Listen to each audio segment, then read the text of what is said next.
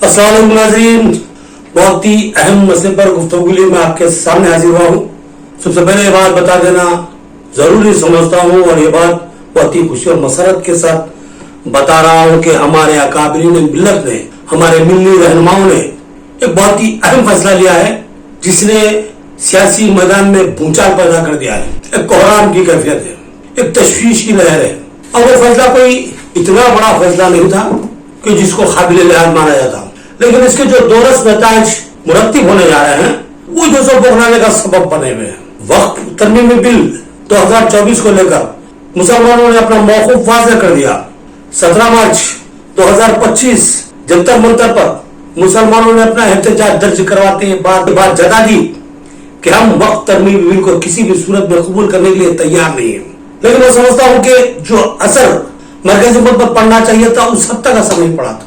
मुल्क के पास दिगर गोशों में भी उस दिन एहतजाज मुनज़्ज़म किया गया और मुसलमानों ने जताने की कोशिश की हम एकजुट हैं, हम किसी भी सूरत में वक्त तरमीम बिल को कबूल करने के लिए तैयार नहीं है और हम इसके खिलाफ सीसा पिलाई हुई दीवार की तरह खड़े हो जाएंगे।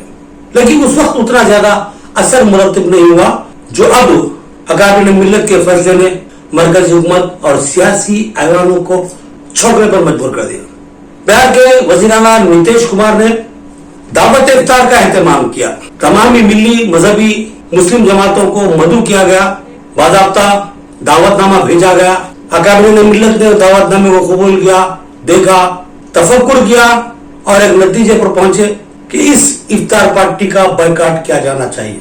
और फिर तमाम अहम मुस्लिम मजहबी तंजीमों ने मुत्तफ़क़ा तौर पर इस इफ्तार पार्टी के बायकॉट का ऐलान कर दिया, जिसमें मुस्लिम परसल्ला, जमीयत उलमा के 2 धड़े जिसमें अशरफ मदनी ग्रुप है, महबूबबंदी ग्रुप है, जमात इस्लामी है, अहले हदीस है, हमारा देश शरिया है, खानकाह मुजीबिया है और दीगर बहुत सी मुस्लिम मजहबी तंजीमें जमातें हैं जिन्होंने मुत्तफ़क़ा तौर पर तय कर लिया और ऐलान कर दिया कि हम वज़ीर आला नीतीश कुमार की इफ्तार पार्टी में शरीक नहीं होंगे।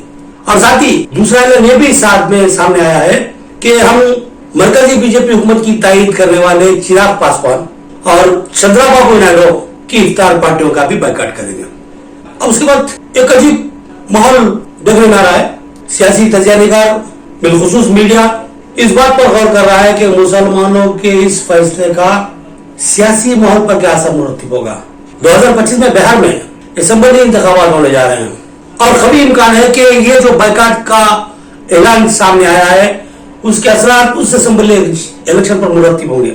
मुसलमान वक्त तरमीमी बिल की तायीद के मामले को लेकर नीतीश कुमार और चिराग पासवान से दूरी इख्तियार करेंगे और जिसका लाजमी फायदा ये होगा कि तेजस्वी यादव को बगैर किसी मेहनत के मुस्लिम वोट मिलेंगे। ये इन लोगों का मानना है, सियासी जमातों का और मीडिया का, और ऐसा मुमकिन भी है, ऐसा होने जा रहा है, ऐसा लगता है कि होगा।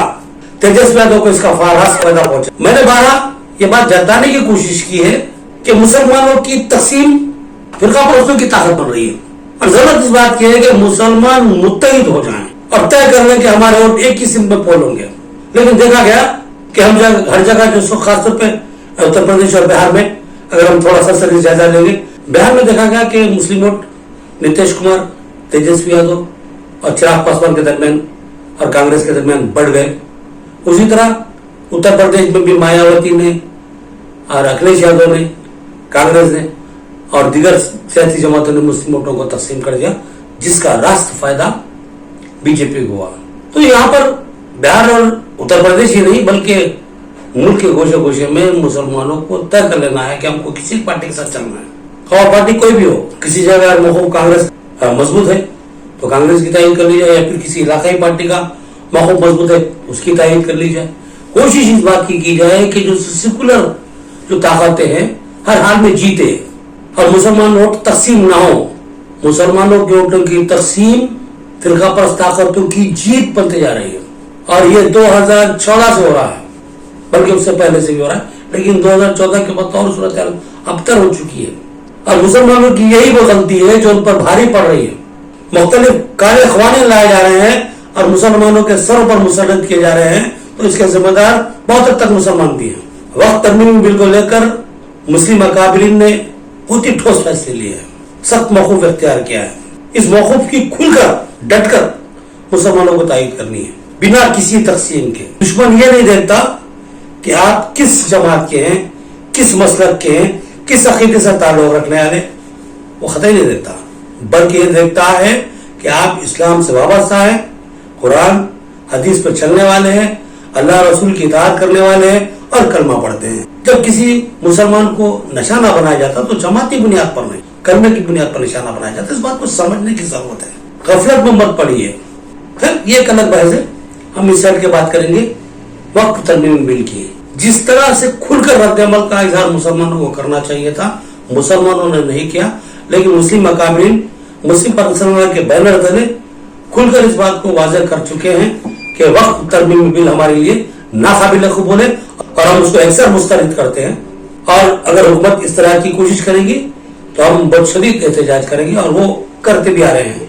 तो मुसलमानों को भी इससे जुड़ जाने की जरूरत है। जिस तरह CAA NRC को लेकर मुसलमानों ने बशौर होने का सबूत दिया था और जमहूरी अक़दार दस्तूर की हद में रहकर जो एहतजाज मुनज़्ज़म किया था, उसी तरह के एहतजाज की अभी भी जरूरत है।